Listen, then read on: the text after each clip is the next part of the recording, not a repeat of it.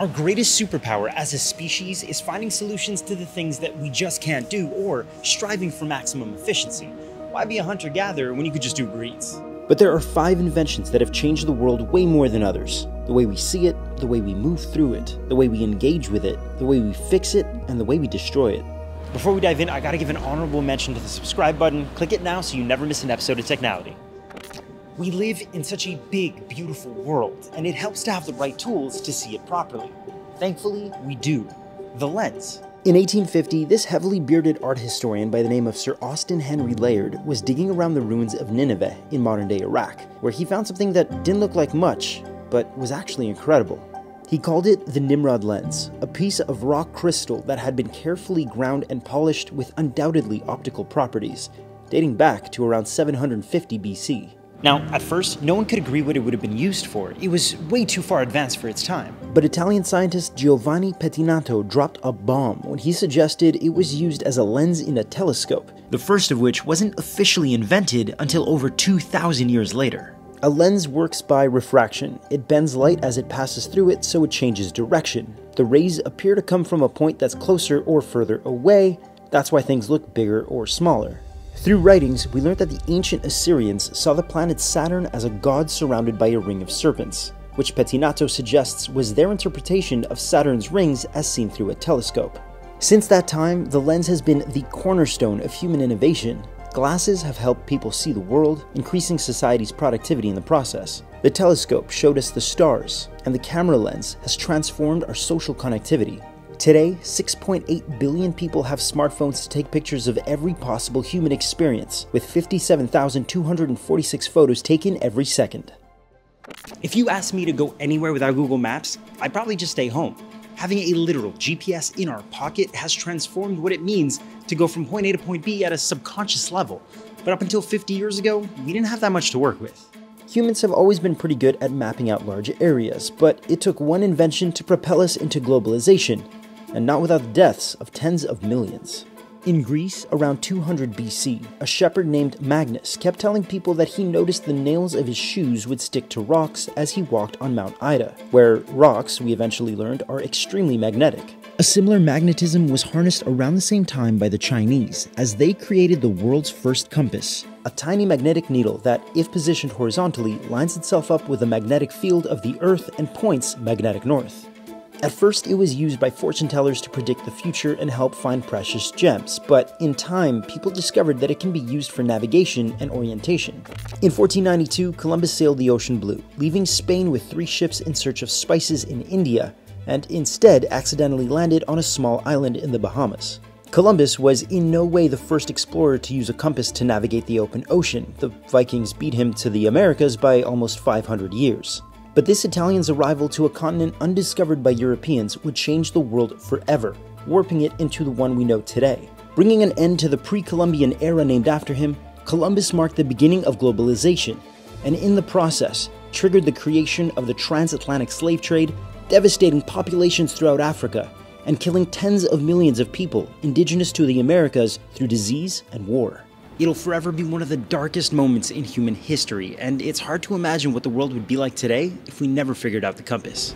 Next on the list is paper currency, which is kind of funny considering most people pay digitally these days. But you have to understand that before we figured out a standardized banknote, people paid for stuff in some weird ways. Salt is one of the oldest forms of payment. In fact, the word salary comes from the Latin salarium, which was the money paid to Roman soldiers so they could buy salt. In the 9th century, it wouldn't be totally out of place for you to pull out a couple of bricks of tea to pay for a drink at a bar in China or Russia. The better the quality of tea, the more it was worth. And since 1976, dolphin teeth have been a currency used by people living in the Solomon Islands.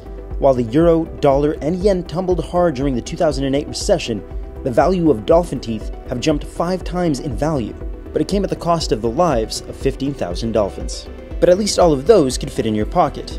500 years ago, the people on the island of Yap paid in rhinestones, carved rock that could be as big as 12 feet tall and weigh up to 8 tons. The Chinese had already been using paper money when Marco Polo traveled there in the 13th century. He was so impressed with it that he hyped it up to everyone that would listen when he got back to Europe. But the rest of the continent wouldn't switch to the new currency until 400 years later.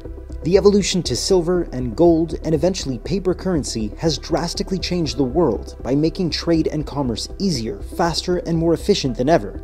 A banknote is a banknote, and each one has an exchange rate that can instantly be applied. It allowed economies to stabilize for the first time in history, and we're trying to figure out how many dolphin teeth equal a rhinestone. I know some days it feels like the world is complete trash, but believe me when I tell you that we're living in a golden age. And not because a satellite can beam the latest episode of The Last of Us directly to my phone when I'm inside of a bathroom stall at Wendy's, though that is incredible. It's because the invention of antibiotics has transformed medicine for everyone. We've had some legit crazy prescriptions before we figured it out though. Egyptian tombs and graveyards were looted for bodies throughout the 16th and 17th centuries to be ground down to a powder in order to take care of a bad headache, or chug a corpse smoothie to cure any bruising you might have. In Mother's Remedies, over 1,000 tried and tested remedies from mothers of the United States and Canada, published in 1910, Dr. Thomas Jefferson Ritter suggested cocaine to treat hay fever, indigestion, fatigue, and even eye pain. Thankfully though, in 1928, Dr. Alexander Fleming was just getting back to his lab after a little vacation when he noticed mold growing on some bacteria. Now, most people would be disgusted, but he was blown away. You see, the mold produced a chemical as a form of self-defense that could kill bacteria.